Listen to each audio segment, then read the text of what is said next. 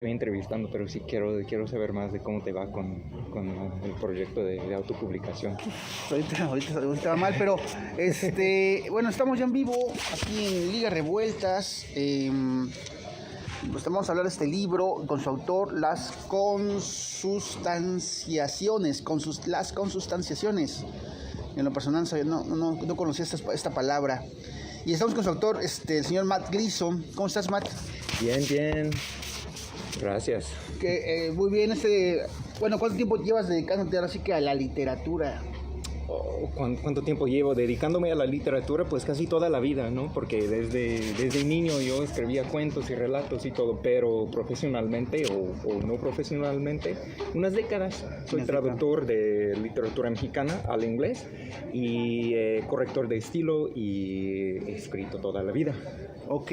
Sí. Matt, ¿tú cuánto tiempo tienes en México, en Oaxaca? Más o menos 8 ¿Llegaste años. directamente a Oaxaca o estuviste en otros lados? Sí, como hace 8 años llegué a este país y pues pasé por otros lugares como Ciudad de México, llegué a Oaxaca y me quedé. Eso fue hace 8 años. Uh-huh. ¿Y por qué te quedaste en Oaxaca? ¿Qué te gustó? ¿Te gustó? ¿Qué? Ay, pues sí, me gustó mucho. Al principio no sabía. Al principio, por todo el turismo, pensé, es un poco como si salí del México verdadero, ¿no? Pero luego comencé a conocer gente aquí, ¿no? Y comencé a ver cómo es Oaxaca bajo esa superficie turística y me fasciné. Y decidí que aquí me podría quedar toda la vida y seguir aprendiendo cosas. Y así. ¿Tú de dónde eres? ¿De qué parte de Estados Unidos? De California. Nací en Los Ángeles y viví muchos años en San Francisco, en la bahía. Entonces, digamos, ¿el español vino de siempre o cómo empezaste a darle al español o a coquetear con el español, el idioma español? Seguro comenzó durante mi niñez en Los Ángeles, porque yo tenía un montón de amigos pues en la escuela primaria, un montón de amigos mexicanos de El Salvador, otros lugares, ¿no? Como hijos de inmigrantes o migrantes. Centroamericanos. Ajá, sí, y me acuerdo que como en el camión que nos llevaba a la escuela primaria, tenía un amigo que se llamaba Carlos, que era mi amigo siempre, y nos sentamos uno al lado del otro en el camión, y él comenzó a enseñarme palabras del español, ¿no? Pero sobre todo palabrotas y los animales y cosas así. Y así comencé, y luego estudié el español, pero sí comencé a dominarlo más cuando llegué a este país. ¿Por qué quisiste estudiar español? ¿Qué te llevó a eso? ¿Qué?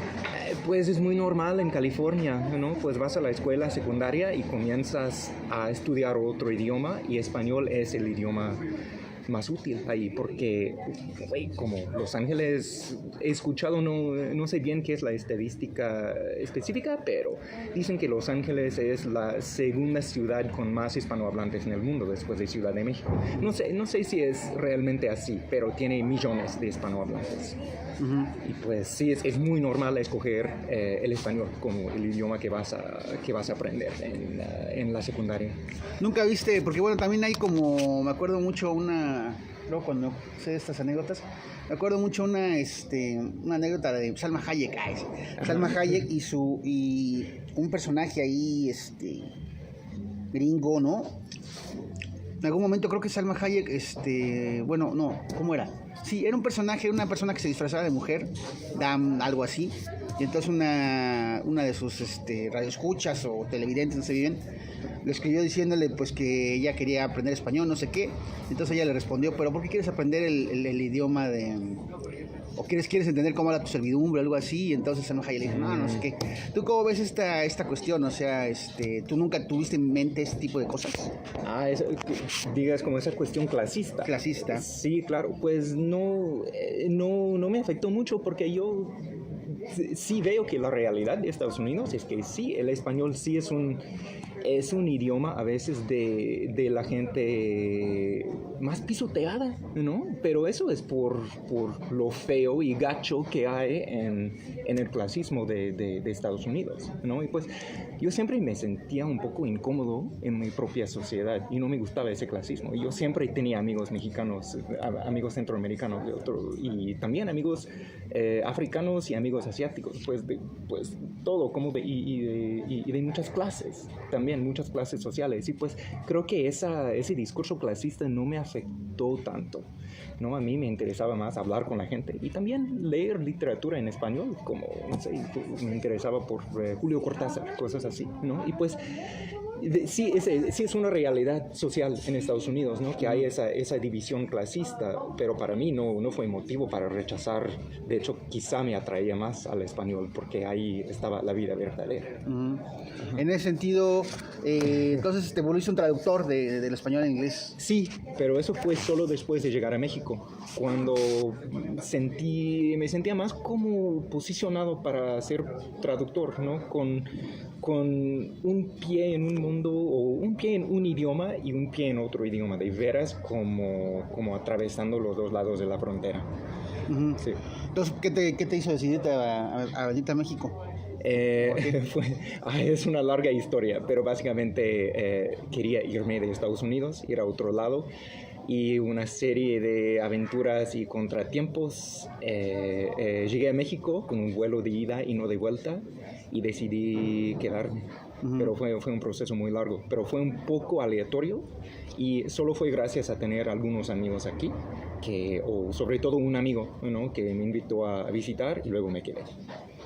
Y entonces, en ese sentido, ¿decidiste empezar a traducir a autores mexicanos al inglés o cómo fue? Sí, así fue, porque comencé a descubrir mucho más de la literatura mexicana en español y comencé a ver que hay cosas que nunca habían llegado muy bien a Estados Unidos y pues comencé eso y pues por ejemplo casi inmediatamente, y de hecho quizás porque llegué en 2014-15 cuando había el centenario de José Revueltas, comencé a interesarme inmediatamente por su literatura que nunca había descubierto en inglés. En ese entonces no había nada de Revueltas en inglés, aparte de una de sus novelas que se publicó en inglés en los años 40 y luego ya como agotada la edición, ¿no? Yo no sabía nada de él, comencé a leer todo y comencé a traducir Revueltas.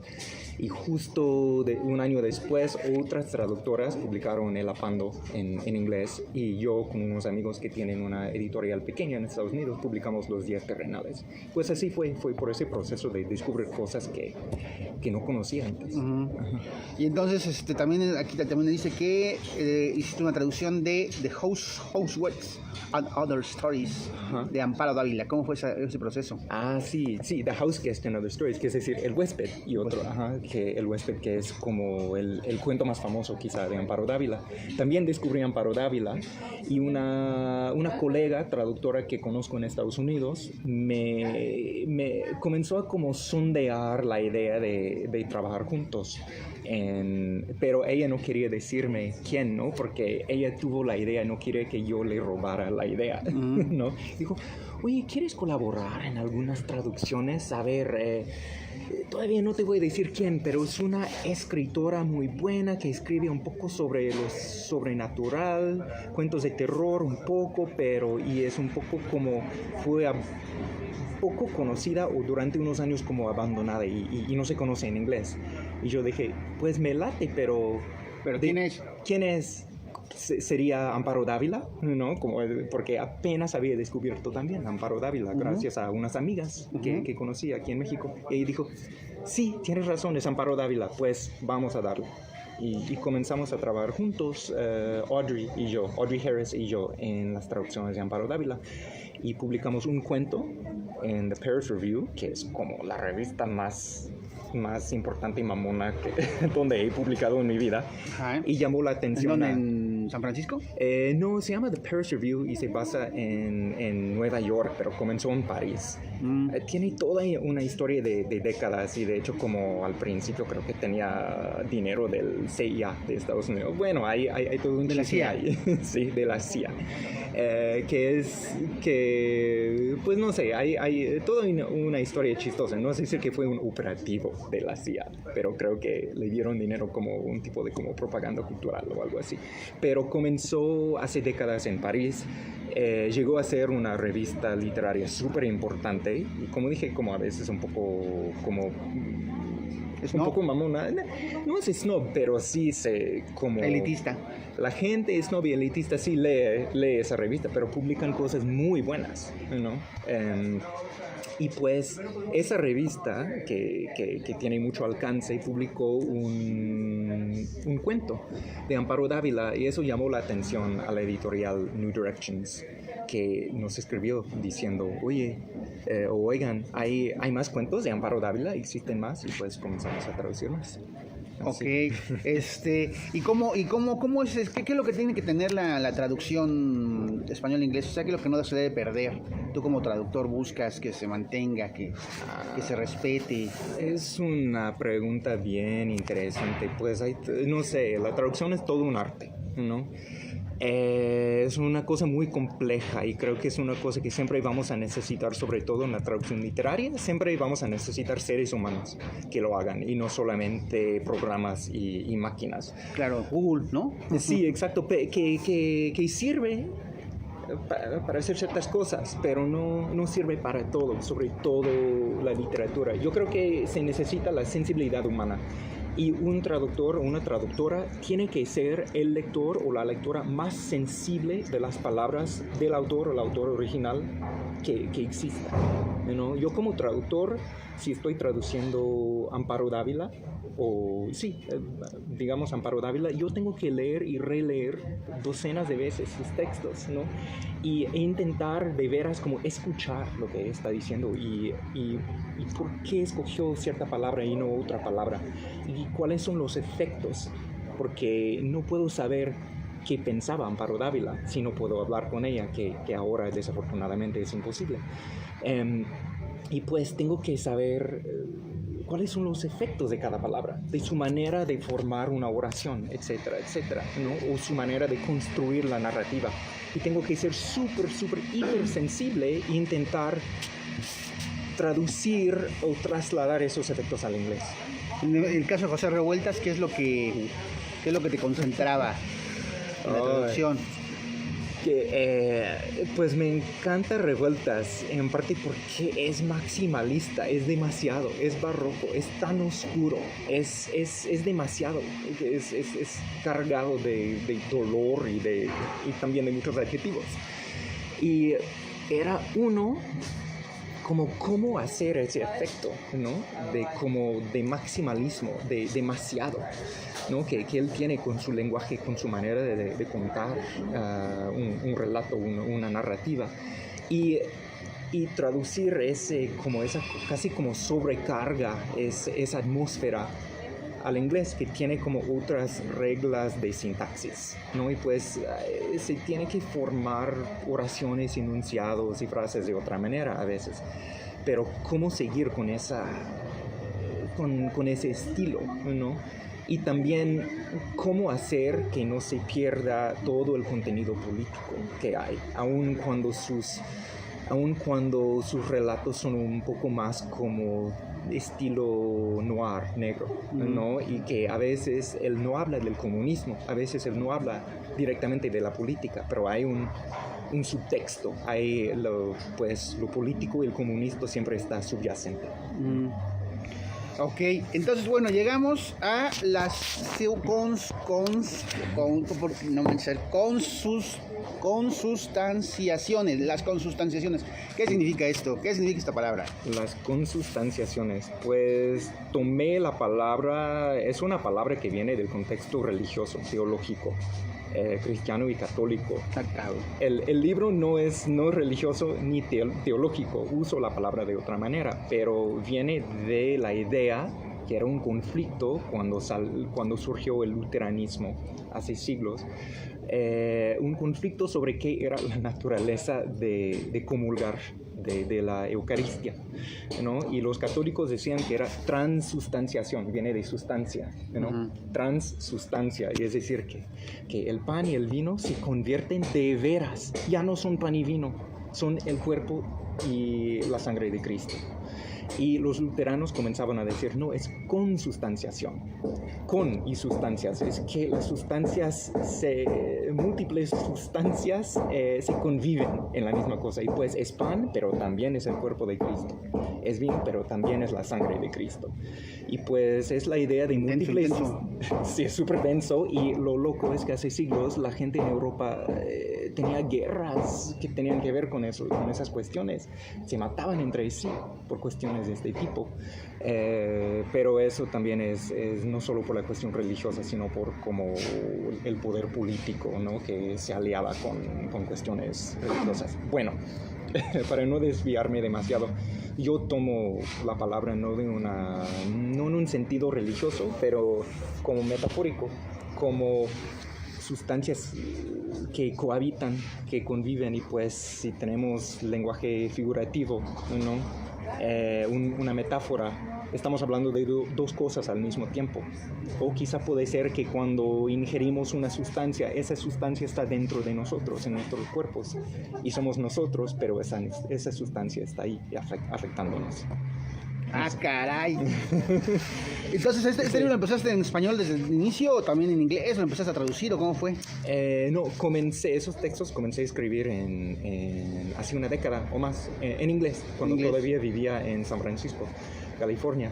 Eran textos muy raros. Yo siempre pensaba que estos textos nunca se van a publicar, son demasiado raros. ¿Por qué raros? Porque ¿Eran cochinotes? Como dicen. Son cochinos, sí. Son incómodos, inapropiados, muy sexuales. Ajá. Pero son tiernos también, no son realmente pornográficos, y creo que no son machistas también, pero puedo hablar de eso en otro momento. Pero sí, no solo eso, porque son un poco cochinos, son un poco sucios de esa manera, o sexuales, eróticos, pero también porque son muy raros, son entre la poesía y la prosa. Intento como romper los esquemas de la narrativa. ¿Las barreras?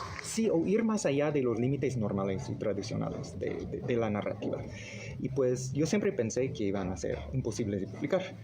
Pero... Llegó Alan Vargas y te dijo, va. Sí, pero comencé a seguir, pues seguí escribiendo, ¿no? Y en inglés, y cuando llegué a México quería, como parte de mi proceso de aprendizaje del español, y porque soy escritor, ¿no? Y quería poder compartir mi arte. Es un poco más difícil. Si eres artista gráfico, puedes casi inmediatamente compartir tu arte en otro país. Uh-huh. Es más difícil en otro país con otro idioma. Uh-huh. Y pues es un proceso más largo. Y pues comencé a traducir unos textos míos y también escribir textos directamente en español. ¿Y cómo fue eso? Y pues difícil al principio, porque en inglés esos textos son raros, pero fue un reto, ¿no? Y pues comencé a traducir estos textos, los traduje, pero también los cambié. Hubo un proceso de revisión y cambio, y al fin quedaron como nuevos textos. Y pues los textos finales ya no existen en inglés, solo en español. Y fue un proceso de años, y luego tuve la ayuda de un amigo, Rodrigo Landaeta, un poeta chileno que vivía en Oaxaca muchos años, que ayudó con la corrección de estilo y así. No, conocemos a Landaeta, sí. es una leyenda de sí. Oaxaca. Sí. Pues nada, entonces llegan con consustanciaciones. ¿Y en qué momento empiezas a decir así, bueno, ya con la participación de Landaeta, esto es un libro, lo vamos a sacar en algún momento? ¿Cómo es el proceso? Sí, claro, yo enseñé los textos a Rodrigo, que dijo, oye, sí me gustaría publicarlos, si se puede. En ese entonces, fue hace años, él y Alan Vargas tenían una editorial que se llamaba Luz y Sonido, juntos. Y pues la idea era quizá sacar el libro con Luz y Sonido. Pero en ese entonces, ese año, creo que como no le llegó el dinero necesario. Se agarraron a madrazos los dos. Eso fue después. Es otra historia. Al principio no había dinero. Y luego esperamos, y luego básicamente se disolvió Luz y Sonido. Se disolvió de una manera... Ajá, exacto, de cierta manera. Y Rodrigo ya se fue, ojalá regrese un día. Se regresó a Chile. Sí, aunque dice que va a regresar, espero que amenaza con regresar, Landaeta. Sí, bueno, sí es una amenaza. Pero sí, es un gran amigo, espero que regrese. Pero sí, se fue a Chile y a Argentina. Y Alan ahora tiene su nueva editorial, Cuatro Triángulos, y pues seguimos con el proyecto y por fin salió con Cuatro Triángulos después de... Mejor que no regreses la naveta porque entonces, ay, se va a armar el desmadre. No, pero claro. Pero bueno, sí, entonces, sí. Finalmente lo sacas ya con Cuatro Triángulos. ¿Y qué es lo que visualizan desde un principio que va a ser esto? Una prosa narrativa, una prosa poética, romper las barreras entre la prosa y la poesía, algo muy cochinote. ¿Cómo lo empiezan a visualizar, ¿no? A conceptualizar? Más o menos como de qué va el libro. Sí, voy a decir que quizás es un libro experimental, en el sentido de que intento expandir los límites tradicionales de la narrativa y el lenguaje, pero no es un tipo de... El tema principal no es el lenguaje. Hay muchos poetas, por ejemplo, que escriben sobre el lenguaje y eso puede emocionar a muchos otros poetas, pero a veces suele dar hueva a otras personas que dicen, bueno, solo trata del lenguaje. Y pues en este libro no trato del lenguaje como mi tema principal. Quiero hablar del sexo, quiero hablar del erotismo, quiero hablar de la soledad, quiero hablar de cosas de papás y niños y niñas. Quiero hablar de los sentimientos íntimos que tenemos que nos dan pena, que a veces no queremos expresar a otras personas. Y pues ese es eso es el contenido del libro. No más cuento todo de manera un poco rara, que es un poco entre la poesía y la prosa. Las ilustraciones son de Hiram Aranda, que es un artista que vive en Ciudad de México, radica ahí, pero originalmente es de San Luis Potosí. ¿Tú lo conoces? Sí, nos conocimos aquí en un taller en el Casa, en San Agustinetla. Vino y de hecho en ese taller conocí a muchos artistas y muchas artistas muy, muy chidas, muy chidas. Pero sentí una conexión especial con él. No sé por qué, quizá por alguna imagen que produjo, y pues le invité, o le invitamos, ¿no? Yo y Rodrigo y Alan a colaborar produciendo arte para el libro. Y fue, yo diría que no son precisamente ilustraciones, porque no son ilustraciones literales de lo que está pasando en los textos. Son ilustraciones muy libres. Yo dije, pues si tú quieres, lee los textos como cuando agarras la onda, ¿no? Cuando sabes como de qué va, qué es como feeling, ¿no? La sensación de los textos. Deja volar tu imaginación. Y es lo que hizo. Okay. Es lo que hizo. ¿Quieres leernos algo? Sí, si quieres, claro. ¿Qué sería? Leer, algo que no sea muy cochinote. Ok. No, es cierto, no, sí, más cochinote, lo más cochinote que tengas. Sí, o bueno, iba a comenzar con algo que... ¿Más trancas? Sí, ¿puedo? Sí, claro. Este es de un texto que se llama Consustanciación número 6. O bueno, antes de leer, puedo explicar un poco que estos textos son un poco como sueños, diría. Van cambiando.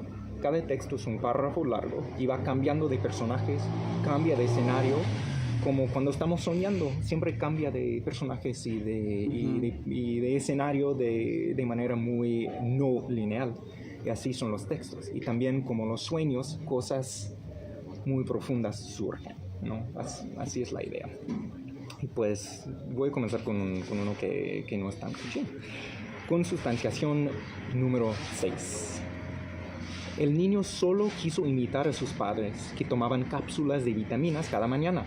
Tragó su propia cápsula de gel con un generoso vaso de agua, pero la cápsula contenía dentro un juguete rehidratable, un dinosaurio de esponja compresa que se expandió y le obstruyó la garganta.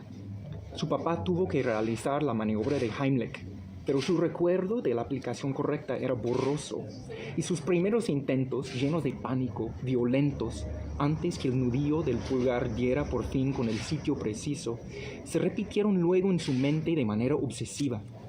Una vez y otro, el papá experimentó recuerdo del apretar sin sentido, del doblar al niño encima de su puño, con un estremecimiento nuevo de urgencia terrible y una fuerte sensación de vergüenza. ¿Cómo recordaría su hijo este trauma? El papá sintió temor. Aunque la mente la reconociera como ayuda, pensó, El cuerpo la recordaría como una agresión. ¿Por qué todas aquellas maniobras, Heimlich, RCP, respiración boca a boca, se escapaban así de su memoria? El dinosaurio se quedaba ahí en el piso de formica, rojo, empapado de mocos y saliva, con el hocico despuntado y la cola plegada por la compresión dentro del esófago del niño, mientras el papá abrazaba a su hijo y el pequeño respiraba con agitación. Cuando la madre regresó a casa, sin haberse puesto de acuerdo en ello, y sin saber exactamente por qué, ni padre ni hijo contaron nada a ella, el evento quedó en la incertidumbre, perdiendo su forma, oscureciéndose y atenuándose como una papa olvidada en el fondo del sótano, algo que madura o se descompone, convirtiéndose en un charco de líquido negro y espeso, cerca siempre de un inalcanzable límite asintótico de no haber pasado. Afuera, en el jardín, arriba del sótano, los gatos acechaban a los ratones entre las nueces podridas bajo los árboles, sus pieles rayadas con rasguños desnudos y rosados, propinados por los coyotes. La gata más vieja y más cicatrizada tomaba el sol, hecha una pelota, y el niño hacía marchar sus muñecos de acción sobre su cuerpo. El pelo largo y negro era el bosque, y las cicatrices eran las carreteras. El material bélico se movía por las carreteras, los soldados vivían escaramuzas, y los espías se metían dentro de los matorrales. Un claro especialmente grande y arrugado era la zona neutral en donde los grupos opuestos se juntaban para negociar. Y mientras el niño trazaba el mapeo de rasguños con los pies de plástico de sus muñecos, la gata se estiraba y ronroneaba, como hipnotizada por las reiteraciones placenteras de sus peleas pasadas, revividas como se revive la música cada vez que la aguja del tocadiscos pasa por el mismo surco. Y entonces el niño sentía algo caluroso que se hinchaba y le hormigueaba adentro, algo que solo años después supo reconocer como una carga erótica. Ok, muy bien, muy bien. Pues sí, es como varias cosas, ¿no? A la vez, o sea, es como varios recuerdos y varias cosas que hay como un estilo, como unos escritores que te hayan llevado a esto o que te hayan influido, que tú digas, mira, ahora que lo pienso. Hay un chingo de escritores y escritoras que me han influido, un chingo. Algunos que puedas citar. En el caso de estos textos, quizás suena raro, pero quizá la influencia más importante fue un escritor francés del siglo XIX, Lautréamont, que fue como el favorito de los surrealistas. Escribía antes de los surrealistas, pero los surrealistas lo descubrieron. Y Lautréamont escribió su libro principal, se llama Los Cantos de Maldoror, que es un libro de poesía en prosa, precisamente eso, son párrafos muy largos que van cambiando de manera muy locochona. Y ese libro se trata del ser más malvado del universo, ¿no? Que se llama Maldoror. Y era muy joven cuando escribió ese libro, como quizá 20, no sé cuántos años, pero muy joven, y era un francés, pero que nació en Uruguay en el siglo XIX y murió joven también cuando estaba escribiendo su segundo libro. Y no sé, algo en su estilo sí me influyó mucho. ¿Cómo escribe? Sí. Para que la banda también lo busque. Su nombre es como dicen que el conde de Lautréamont. Conde de Lautréamont. Lautréamont. Lautreamont. Y el libro se llama Los Cantos de Maldoror. Ok. Y sí, su nombre real era como Isidore Ducasse, algo así, pero Lautréamont. Y pues hay muchas cosas me han influido sobre mi escritura, pero en este libro quizá él. Ok, entonces, sí. ¿Por qué esto de querer como romper las barreras o como encontrar caminos de asimilación entre la poesía, entre la prosa? ¿Por qué no un solo estilo? ¿Por qué de repente echarle este cambalache? ¿A qué se debe? Es una buena pregunta. Siempre me han gustado los libros locochones, los libros vanguardistas y los libros que juegan con el lenguaje. Y los libros que de veras juegan como de manera bien chingona con el lenguaje, pues me hacen, o como siembran una semilla en mi cerebro que luego Sí. Y luego como brota Germina en cosas algún raras, momento. ¿no? Germina, cosas raras explotan así. Y creo que siempre he querido tener ese mismo efecto en mis lectores y lectoras, un poco, porque y creo que tiene mucho que ver con el juego, con lo lúdico, ¿no? Que tenemos que divertirnos cuando estamos expresándonos, cuando estamos escribiendo y leyendo. Algo nos tiene que como prender la imaginación de alguna manera, ¿no? Y puede ser el lenguaje, puede ser como una buena narrativa y su manera de hilar como partes de una trama.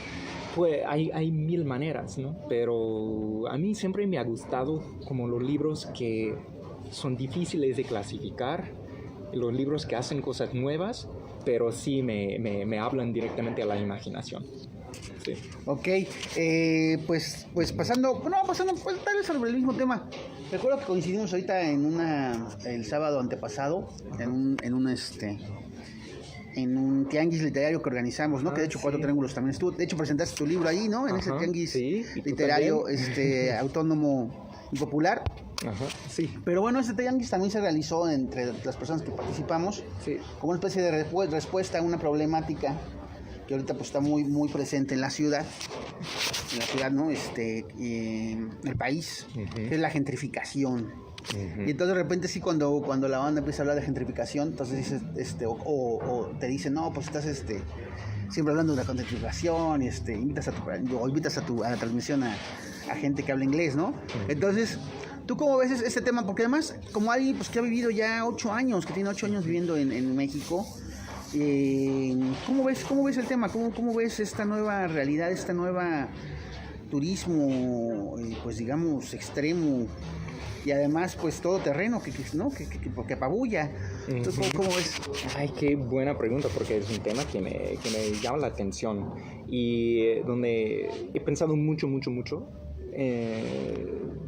acerca de ese tema, y también porque me siento implicado, porque soy un gringo y yo migré aquí, me considero migrante y no soy turista después de 8 años, pero me siento implicado, ¿no? Porque vine desde esa sociedad de donde llega la ola enorme de turistas.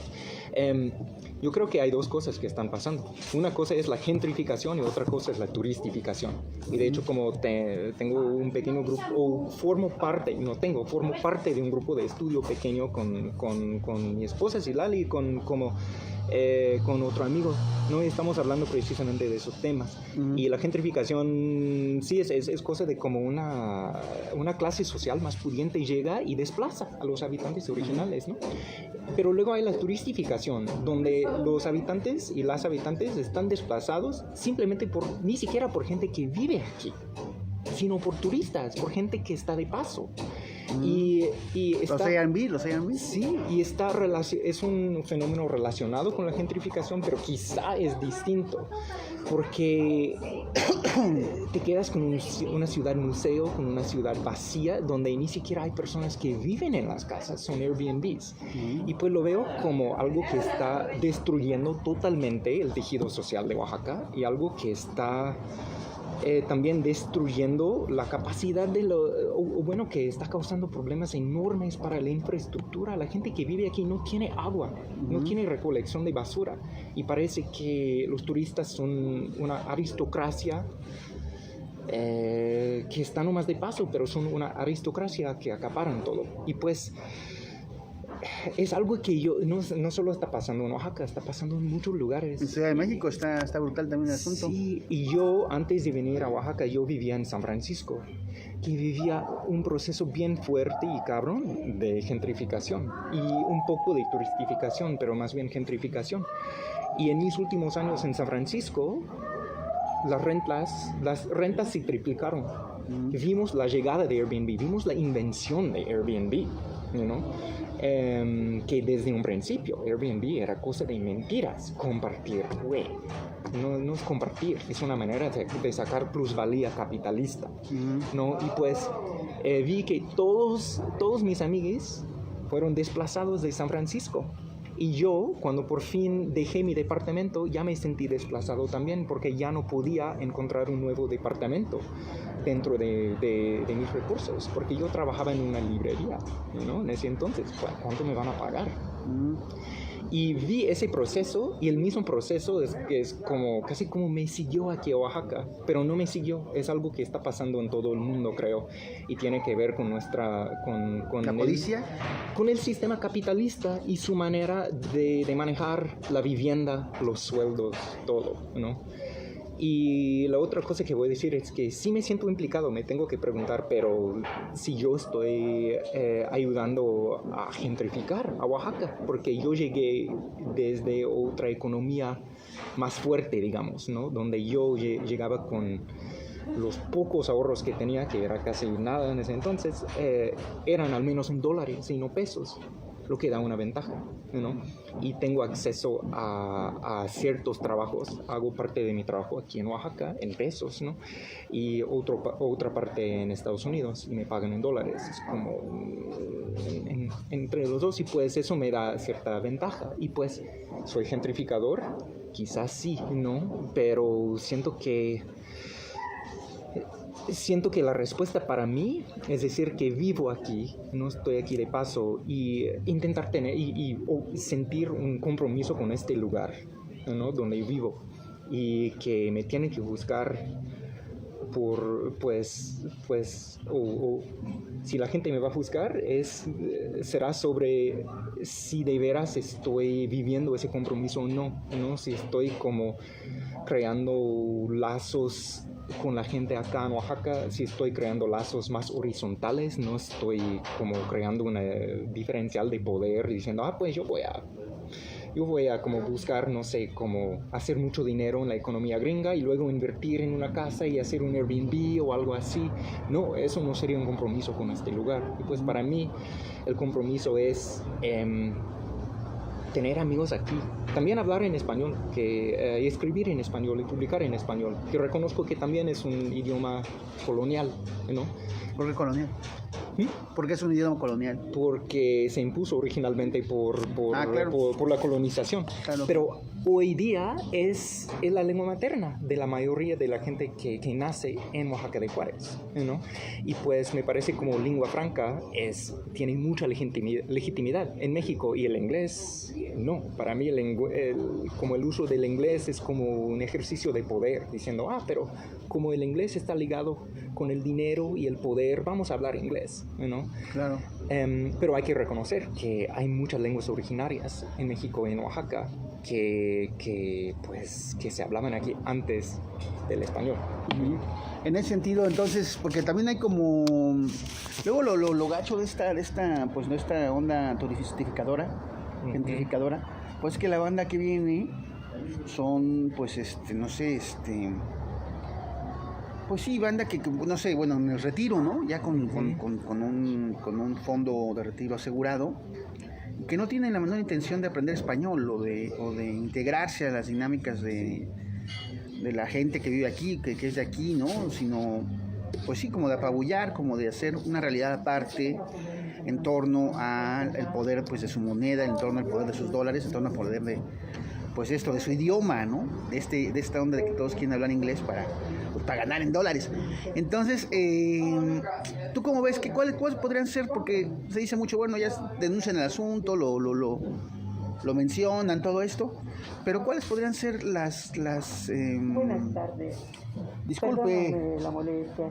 Si No, me estamos... pueden apoyar, me compran trabajo. No, disculpe. Para comprar su Disculpe. No quiero, ¿no? No, disculpe. Entonces, sí, ¿tú cuáles crees que se puedan hacer como las opciones ahí para la gente también? O sea, ¿cómo hacerle frente a esta gentrificación en torno, pues, a mantenerse también firmes en cuanto a sus propias costumbres y sus propias referencias, ¿no? ¿Tú cómo ves? Sí, ¿qué hacer para contrarrestarlo o enfrentarlo? Sí, para no ser víctima propicia. Sí, es difícil, pero primero hay que juntarnos y hablar. Y de hecho, con el grupo de estudio que tenemos, queremos eventualmente como tener respuestas concretas, pero lo que se necesita es una actitud que privilegia los habitantes, las personas que viven aquí, y sobre todo como como los sectores marginados de la sociedad también, ¿no? Pero creo que no es solo una cosa de... necesitamos como algún tipo de pensamiento colectivo, algún tipo de acción colectiva o muchas acciones colectivas, porque no se trata de tener como actitudes individuales, ¿no? No es como, pero yo voy a vivir mi vida así y ser una persona muy pura. Es un poco como la huella del carbón, ¿no? Pero si yo reciclo y todo bien, pues no. ¿Qué están haciendo las estructuras de poder, ¿no? Más allá de lo individual? Y pues creo que hay estructuras de poder que están impulsando la gentrificación, que están impulsando la turistificación, porque las personas en la cima de esas estructuras de poder pueden ganar, pueden sacar ganancia. Y pues tenemos que pensar en términos del sistema neoliberal, del sistema capitalista, del sistema de la corrupción también. Pero también tenemos que crear espacios donde, pues, que son para la gente que vive aquí, que dan vida y cultura y recursos a las personas que viven en Oaxaca, que nacieron en Oaxaca, ¿no? Y no simplemente pensar en qué quieren los turistas. No sé, parece que eso son abstracciones. No, pero está bien empezar a platicarlas. Creo que sí es importante esto que dice, empezar a platicar ya el tema, ¿no? Socializarlo, porque parece como que está dormido o como que solo se comenta, pero no se le da la gravedad que está teniendo. Sí, y quiero decir que me encantó ese tianguis literario. Yo estaba ahí, sentí, wow, esta es una cosa para la gente de Oaxaca o la gente que vive en Oaxaca. Puede ser como personas que emigraron de Ciudad de México hace unas décadas, ¿no? Y ahora viven en Oaxaca, pero sentí que era una cosa como pasaban algunos turistas y se veían como un poco perdidos o no era su lugar. Y algunos sí hablaban español y se interesaban por los libros y otros que no, pues seguían. Y yo sentí en ese momento, wow, podemos no hacer caso a los turistas. No, yo puedo pensar en mis amigos oaxaqueños aquí, ¿no? Yo puedo pensar en los libros que se publican aquí en Oaxaca y no tengo que pensar en los turistas. Este espacio está lleno de personas locales y se sentía muy bonito por eso, ¿no? Y sí, sentí que como ese tianguis sí recuperó el espacio un poco. Ok, pues sí, qué chido la verdad, pero bueno, pues ya como para ir finalizando, ¿dónde la banda puede encontrar las consustanciaciones? Las consus, cuando hablaba con Rodrigo Landaeta, siempre hablaban, pues, y ya vamos a corregir un poco más las consus. Pues las consustanciaciones, directamente de Editorial Cuatro Triángulos, que tiene Instagram, tiene Facebook, también que tiene presencia en casi cualquier feria independiente como Jardín, o que ha tenido lugar en sedes como Matamoros 404 en el pasado, pero casi cualquier momento que hay un tianguis literario o feria muy independiente de libros, Cuatro Triángulos va a tener un puesto.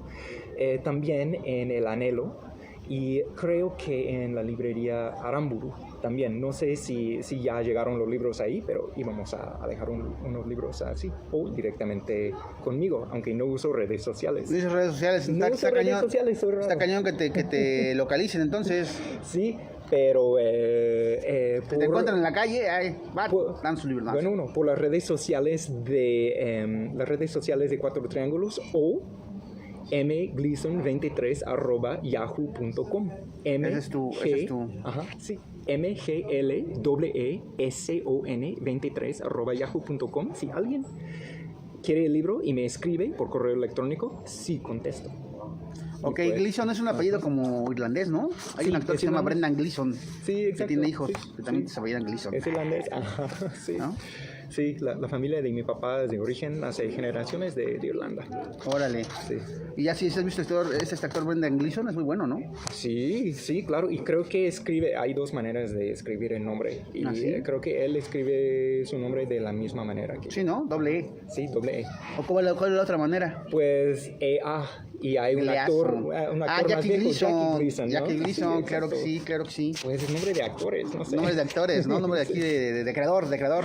Sí. Bueno, Ajá. Matt, ¿algo más quieres comentar en esta vuelta entrevista que hemos tenido, esta vuelta plática? Ah, pues sí, muchas Mandar saludos a alguien. Sí, nomás saludos a todos mis amigos y a Citlali y gracias a ti, Rodrigo, y gracias a Alan, gracias al otro Rodrigo, Landaeta, a todas las personas que me han apoyado, ¿no?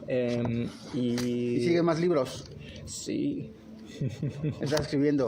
Sí, estoy escribiendo un montón de cosas, pero apenas salió este libro y pues apenas voy viendo cuál cosa voy a publicar.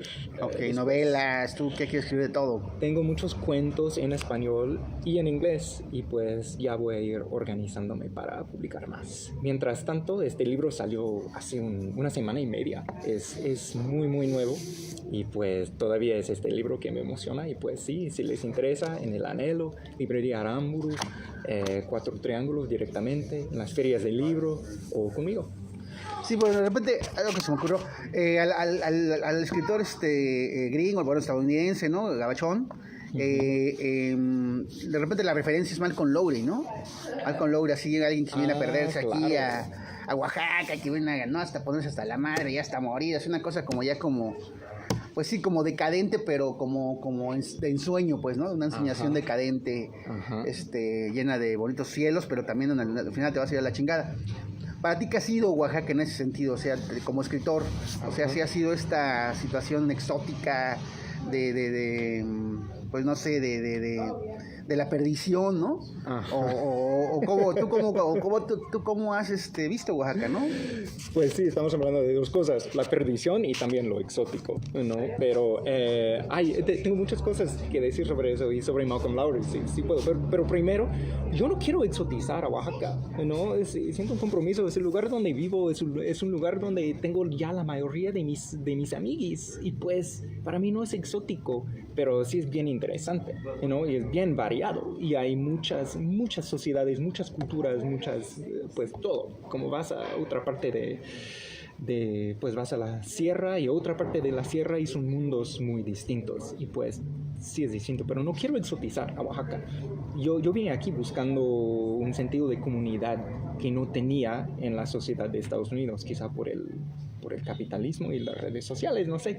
Y sí llegué a tener un sentido de comunidad. Y pues para mí eso es más importante. La perdición, pues sí es tierra de mezcal y del alcoholismo, pero no es la única tierra alcohólica del mundo, ¿no? Como pues mis ancestros son irlandeses. Pero Malcolm Lowry a mí me parece un escritor buenísimo, ¿no? Pero a veces exotizamos un poco a Malcolm Lowry o creamos un mito sobre él. Me parece que sí es un escritor buenísimo, muy interesante. Pero eso me lleva a pensar en otra generación de escritores que leían a Lowry y también, como vienen mucho a México, que es la generación Beat, ¿no? Que es decir, como Jack Kerouac, William Burroughs. Y yo, pues estoy bien empapado en esa literatura, porque durante muchos años yo trabajaba en la librería, City Lights en San Francisco, que era la sede contracultural de esa generación. Del Big Nick. Ajá, sí. Y pues el fundador y dueño de esa librería era Lawrence Ferlinghetti. Ah, que vino a Oaxaca hace muchos años. Muchas veces vino a Oaxaca y él era mi jefe y de hecho yo ayudé a editar un libro de sus diarios de viaje donde habla de Oaxaca y muchas otras partes de México. Y pues apenas murió a la edad de 100 años, 102, ¿no? Algo así. Y pues fue muy triste, pero qué bueno que vivió tantos años, ¿no? Era un poeta increíble y un hombre maravilloso, que me influyó mucho también. Entonces, digamos, tú estás así como muy presente con los beatniks, Jack Kerouac, en el camino. Sí, Jack Kerouac, y de hecho... El almuerzo desnudo. Ajá, sí, y he dado talleres aquí en la Biblioteca Nostrosa, talleres como de lectura y análisis de la literatura beat, ¿no? Y de hecho el año pasado di un taller sobre Kerouac mismo y leímos En el Camino, entre otras obras. Y fue súper interesante dar un taller sobre En el Camino y Kerouac aquí en México, porque mis estudiantes ya podían con una superinteligencia criticar a Kerouac por su actitud colonial, ¿no? Y también por su actitud machista hacia las mujeres. Y pudimos criticar a Kerouac, como retrata a México así, que sí está exotizando en ese momento, está siendo muy colonial, pero al mismo tiempo vimos que es un escritor bien profundo. Sí hay profundidades en su obra, a pesar de esos problemas. Y pues, no sé cómo, siento que yo tengo una relación de, en parte, inspiración por los angloparlantes, los escritores angloparlantes que han venido a México, pero también a veces me siento peleado con ellos, porque sí pueden tener actitudes coloniales, y yo estoy intentando poco a poco depurarme un poco de las actitudes coloniales dentro de las que me creí, ¿no? Porque es imposible crecer, es imposible criarse en Estados Unidos sin tener ciertas actitudes coloniales. Y pues yo quiero aprender, cambiar y ya como tener otras actitudes. Sí, porque además los beatniks, y bueno, y además está el ejemplo claro pues de lo que hizo William Burroughs en Ciudad de México, que en un tiro al blanco acabó matando a su esposa. Pues tenían a México como un asunto como de salvajismo, ¿no? Como un lugar salvaje al que podían llegar a llegar a carear y a ser feliz, pero también a reventarse y a explotar y a todo esto, ¿no? Bueno, que creo que poco tiene que ver con alguien que se queda 8 años en un lugar, ¿no? ¿Tú cómo lo ves? O sea, creo que no, los Beatles no se quedaron tanto tiempo a vivir en México, ¿no? No, nunca se quedaron tanto tiempo. Bueno, años quizás sí, ¿no? Pero es interesante lo que dices, tal cual, ¿no? Buscaban su libertad en México. Decían, pues es como si hay menos leyes en México. Voy a buscar mi libertad, pero una libertad bastante salvaje a veces. Para Burroughs eso era drogas, ¿no? Para Kerouac era a veces la libertad para escribir, ¿no? Pero también drogas, prostitutas, ¿no? Cosas así. Pero yo creo que Ginsberg no vino mucho a México, ¿no? vino, pero menos. Sí, vino Ginsberg. siendo muy joven. Se quedó mucho tiempo en Yucatán, creo. Pero yo creo que esa actitud de buscar su libertad, critico esa actitud, porque me parece que está ligada con la actitud hoy, donde los nómadas digitales y los gringos que pues vienen buscando su libertad, dicen, sí. en Estados Unidos ya no tengo libertad y hay, no sé, durante la pandemia hay muchas restricciones. Vamos a México donde no hay restricciones. Y llega esa ola de gentrificadores, y pues yo veo una conexión entre la literatura beat y la gentrificación de hoy, que tenemos que ver con mucha claridad y criticar e intentar revertir o simplemente aprender otras actitudes poco a poco, ¿no? Como procesos de aprendizaje. Sí, no, pues tienes razón, sí, o sea, Sí. Ayer estuvo circulando un texto de una escritora española, Coral Algo, donde dijo que había llegado a una comunidad, no sé si en México, pero una comunidad pobre, y que comunidad pobre tomada por estadounidenses, ¿no? Que estos impusieron ahí una dinámica como de convivencia, como, ¿no? Dieron a cada uno un rol, y a ella le tocó como hacer la sirvienta mexicana que tenía que convencer a los gringos, ¿no? Al patrón y a los patrones, y incluso a los patrones jóvenes que eran como los pues no sé, los progresistas, ¿no? Los que odiaban a Trump, también tenían que convencer a los tíos que amaban a Trump. Entonces tenían que convencer a todos de que la apoyaran, pues, ¿no? Y de que su situación era muy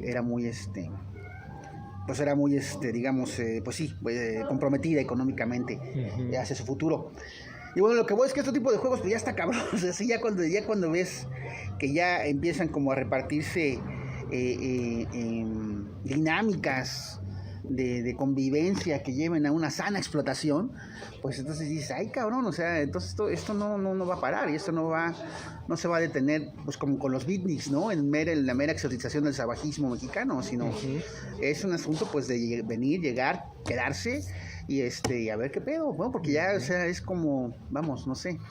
Y no solo quedarse, pero quedarse con cierta apertura al aprendizaje, ¿no? Y pues para mí, si yo me quedara 8 años, pero sin hablar español, ¿cómo voy a saber qué piensan las personas oaxaqueñas? O mexicanas, pues en todo el país. ¿Cómo voy a saber qué piensan? ¿Cómo voy a saber qué piensan de mí, de la vida, qué tienen para enseñarme, ¿no? Y pues no es solo como quedarse, es tener un compromiso como conocer a la gente, hablar con la gente, ser más horizontal. Y no simplemente porque hay gringos que se quedan mucho tiempo, pero reproducen esa dinámica de amos y sirvientes, ¿no? Uh-huh. Y eso no me gusta, no es lo que quiero, ¿no? Ok. No sé. Ok, bueno, pues pues ya vámonos, ya nos vamos despidiendo. Buena plática, buena convivencia aquí. ¿Algo más quieres decir, Matt Gleason? No, pues solo pues muchas gracias por escuchar, muchas gracias por esta entrevista y